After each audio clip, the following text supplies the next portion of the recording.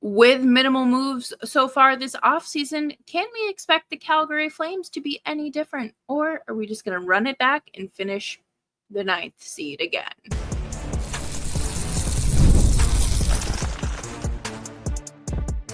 You're Locked On Flames, your daily podcast on the Calgary Flames. Part of the Locked On Podcast Network, your team every day. Hello, everybody, and welcome to today's episode of Locked On Flames. As always, I am your host, Jessica Belmosto, and thank you so much for joining me. Today's episode is brought to you by Monarch Money. Take control of your finances with Monarch Money. Use code LOCKEDONNHL at monarchmoney.com for 50% off of your first year.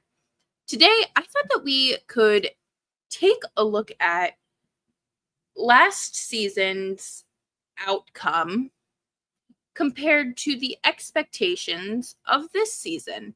And really, are there any moves that have been made that make us think the Flames are going to do anything besides finish in the mushy middle? Make sure you're subscribed to Locked On Flames wherever you get your podcasts, as well as YouTube. We are here for you Monday through Friday, 5 days a week, your team every day. And so far, as of July 10th at 7:35 p.m. Eastern Standard Time, the Flames are essentially running it back with the same roster. There have not been any major changes or shifts, vacancies in the roster that lead me to believe the Flames, it's going to be different.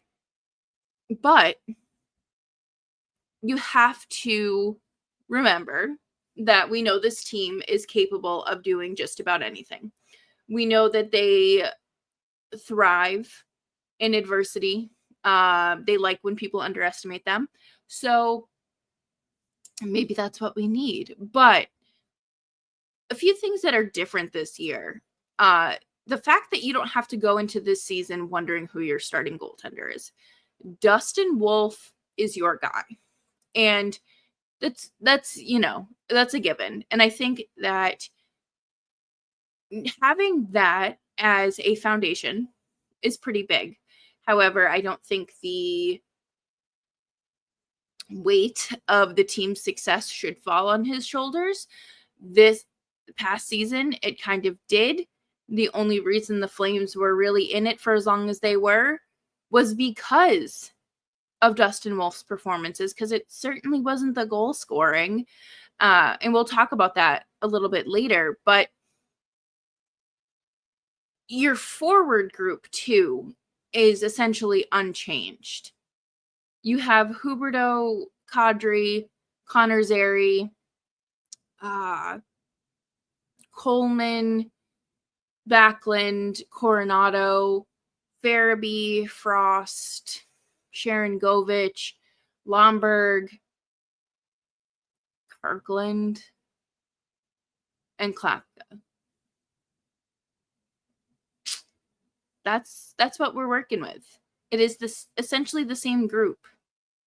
And there was no reason for the Flames to go out and make a splash in free agency or, trade for a guy like really anyone that it was a needle mover, because that's not where they're at in this point of the rebuild. And I'm not saying that I'm mad at them for not having a different forward group. I think that, it makes sense why they didn't make super changes. However, I do think there is room for changes, but I don't think they're necessarily popular opinions. And we'll talk about the forward group a little bit later, but the team that's playing in front of Dustin Wolf is essentially the same team that you saw last year. Your defense, as of right now, as of tonight, my phone's on Do Not Disturb, so Rasmus Anderson could be traded. But your defensive pairings look like Anderson and Ball, Joel Hanley and Weegar, Bean and Pahal, or Bruce Duich and Parekh. I really feel like that top 4 has a sneak in there. I'm not going to lie to you. And it's not Kevin Ball. If you are a truly competitive team, I don't think I know for a fact you don't have Joel Hanley in your top 4. Even though he had a fantastic year last year with the Flames, with the increased responsibility, I don't see it as a spot for him. I would much rather see a younger player like Solo or Kuznetsov have a spot. They've worked hard for it, and I'm not saying Hanley hasn't, but that we've been told time and time again, the direction of this team is to get younger. And when you sign Joel Hanley, he's 33, 34 years old, instead of allowing a player to flourish and to take the next step in their career, you're doing them a disservice, and it doesn't go unnoticed. Yeah, it'll probably look different if and when, not if Anderson is traded, but when Anderson is traded. Because you obviously, you're going to see probably Uyghur play on his offside, and we know he can play on his offside, so it's not something I would deem unexpected. But I do think that you're going to probably see Parekh eventually, play a few games at the NHL level this season. But your roster is essentially going to look the same as it did last season. And we know where the Flames finished last season. So is it a realistic expectation for them to make the playoffs? But coming up next, we're going to break down some stats, the scoring, and some possibilities of what might happen and what could be expected of certain Flames players and veterans on Locked On Flames.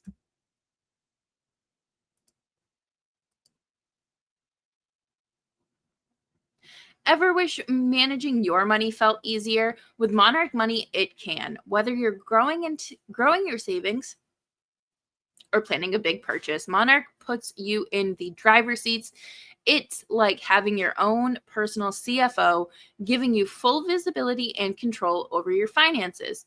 Monarch Money is more than a budgeting app. It is a complete financial command center. You can track all of your accounts, investments, and spending in one place. So in addition to managing your money, you are also building wealth. I think it's super important to have a good grasp on your finances, because it's all fun and games when you're bouncing around and spending money willy-nilly, but then it catches up to you. And you want to be able to have full transparency and visibility of your finances, and Monarch Money allows you to do that.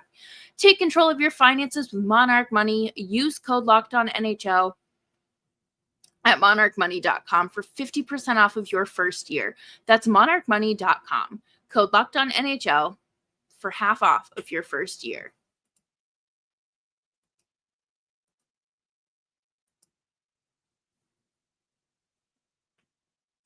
Thanks, everyone, for tuning into today's episode of Locked On Flames.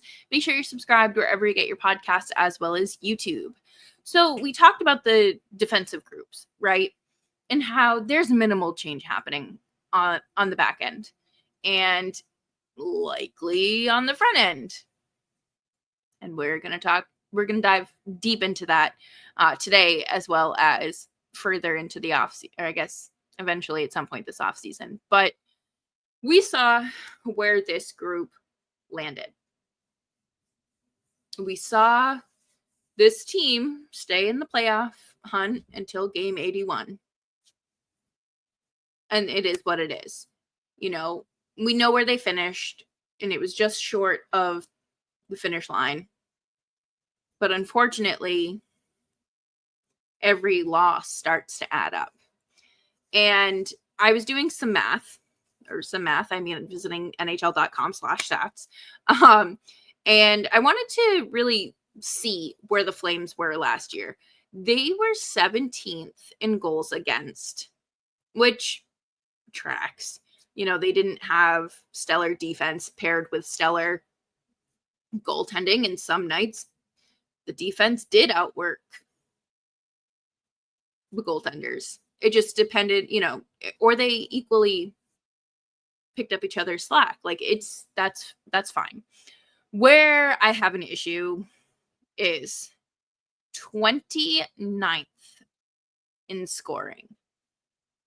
You are at the bottom of the barrel in scoring. We have seen this be an issue for the Flames over the last 3 years. Ever since Johnny and Tkachuk left, we've seen obviously a vast decline in goal scoring. And I think that they are working their way back up, but this isn't a process that is solved overnight. It is something that isn't clearly ongoing. And I think that they've found a good starting point with Matt Coronato. I think that he is a player that is going to continue to take strides in his career. To me, I think that Zary could be that player as well, but he has to stay healthy and they need to figure out a definitive role with him. Where are they finding ways outside of those two players to improve the scoring? Because do you truly think that Jonathan Huberdeau, nothing but love and respect to him, is going to go out and score you at least 28 goals again? Because I have a difficult time not wrapping my head around it, but thinking that that's something he could do again, especially with welcoming a new child. And I know, dad power. Yes, dad strength, super cool. But your life gets thrown upside down in terms of sleep schedule. And we know hockey players are creatures of habit. So I wouldn't be surprised if we do see flashes of previous Flames Jonathan Huberdeau. Are we getting another dominant season from Kadri? These players are not getting any younger. What are they doing? Your top two scoring leaders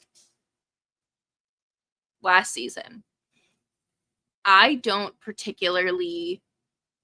wouldn't put money on them being the scoring leaders again. And if they do end up as your scoring leaders, you do have an issue, a glaring issue offensively, because when you have players like Connor Zary, like Matt Coronato coming into the lineup, obviously on a more consistent basis, there's no reason why they shouldn't be at the top of that list. I do wonder if we're going to see some slight regression with Matt Coronato, just because, I think obviously last season wasn't his rookie season. He's played in the NHL before for periods of time, but last season was the true test and he did great. And after consistent appearances and scoring and what have you, you might see a little setback. I hope it's nothing like we saw with Martin Pospisil, but I wouldn't be surprised. It's just a pattern that happens. You can't call it a sophomore slump because it's not a sophomore season. But speaking of sophomore slumps, you might see that with Dustin Wolf. But again, you might not, because number one, goaltending is impossible to project and properly predict. Number two, it's Dustin Wolf. He's always had some sort of,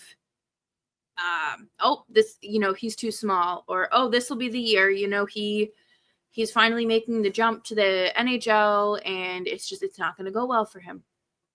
Okay. Well, I think that he will still play well, but I wouldn't be surprised if we do see some slip-ups along the way. It's natural. It is, again, part of these players' developments. And I think this is like the lumps you take with a youngish team, and you're going to continue to see it. I want to see Connor Zary stay healthy. Realistically, I want them to find a role for him on this team as well. Are you looking at a center spot for him? Because at that point, you're pretty much bumping him down to the fourth line, unless you do some more roster rearranging. And what about Backlund? This is Backlund's last season on this contract. So, what are we looking at? We know that he dealt with a number of injuries last season, and at any age, but especially his age, it starts to pile up and add up and take a true toll on your body. So I wouldn't be surprised if you see, the 36-year-old center take a step back in his game. It is what it is. It is the circle of a hockey player's life. And to me, it almost feels more responsible to slide him to the fourth line and allow Zary to play on the third. Or you swap, the second and third line, whatever the case may be. I feel like you have to let it happen one way or another, because you can't, if Backlund's on the second line, like where he finished last season, he can't be playing 16, 17 minutes a night. Are you kidding me? I think that's an unreasonable ask. Especially, he dealt with the oblique injury and back injury, and we saw what it did. So if he comes into next season and those could be fully healed, but they're still there. They're still there. And your body doesn't forget. And coming up next, we're going to talk about the Flames realistically making adjustments. Is this something that they can even do? And looking back at the Farabee trade in hindsight.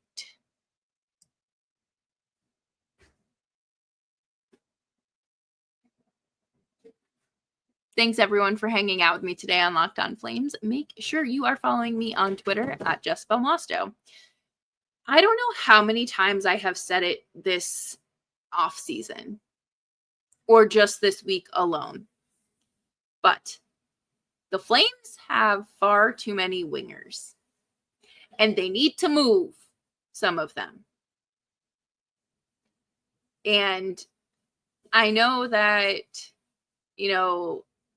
Conroy wanted to reward the team with Farabee and Frost, but at the end of the day, if you don't trade for them, you have two open spots, because you probably let Jacob Pelletier walk in free agency, and you probably could have found Kuzmenko a spot. I'm sure the Kings would have called, because that is ultimately where he was flipped at the deadline.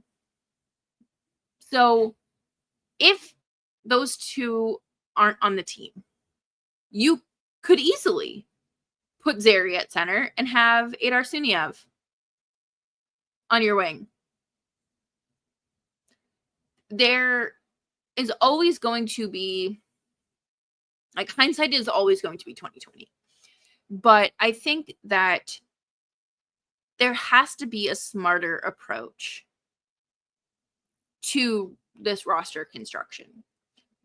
And I think that if they want to do anything of significance, or anything at all, truthfully, they're going to have to break up the veteran core. And I know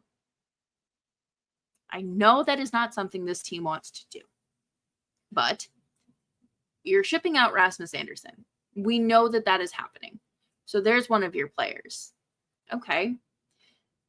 They don't have intentions of trading Kadri, but if Kadri goes to them and says, hey, do you think we could explore our options? I'm sure they're not going to hold out on Kadri. What about Blake Coleman? Blake Coleman is the perfect player to trade. He is productive. He is effective. He is efficient. And you can still get not a haul in return by any means, but you could still collect some assets along the way, whether you draft with those assuming draft picks or you package them in a future deal. And then something I was thinking about was the last time Backlund signed an extension and then when he was named captain. I was curious if he was going to request a trade during that season, like before his contract was up. 34 at the time, 33, 34. He very well could have said, I want to, I would like to go explore the trade market and I want to be traded to a team where I have a shot to win. I mean, is that something he could do? Yes, of course. I think that that is something that's always in the back of my mind when it comes to looking at this veteran group. But I don't think it happens. And I do not think the Flames are just going to up and trade their captain. Could it be, like an a la Brad Marchand situation where, I don't think that the Flames are looking to extend him 3 more years. But if Backlund is okay, I don't want to sign a 1-year deal and I want 3 and you're not willing to compromise at 2, trade me to a team where I can win. I could see that happening, but at the end of the day, I could also see the team giving in to what their captain is requesting. Either way. But ultimately, they have done nothing this offseason besides not overpay Dan Vladar that makes me go, aha, this is different. And I really do think the only way these young kids are coming in and taking a job is if they are trading away some veterans or they're trading Martin Pospisil. But I don't know. I mean, I think that's absolutely a more likely avenue than them trading Mikael Backlund. I do not see Martin Pospisil as part of their long-term plan. You could trade Adam Klapka. If you're still looking to, trade some younger guys, Adam Klapka is not a top 6 forward. It was just a shot in the dark. You got lucky with him on the top line. He's a great dude. Huge player. That it benefits the Flames to have a guy of that size. But ultimately, what does he do that a younger player could bring to the lineup? But that'll do it for me here on today's episode of Locked On Flames. Thank you all so much for joining me. And if you heard that loud crash of thunder, well, I hope you turned down your headphones. Make sure you're subscribed wherever you get your podcasts, as well as YouTube. We are here for you Monday through Friday, 5 days a week. Your Calgary Flames every day.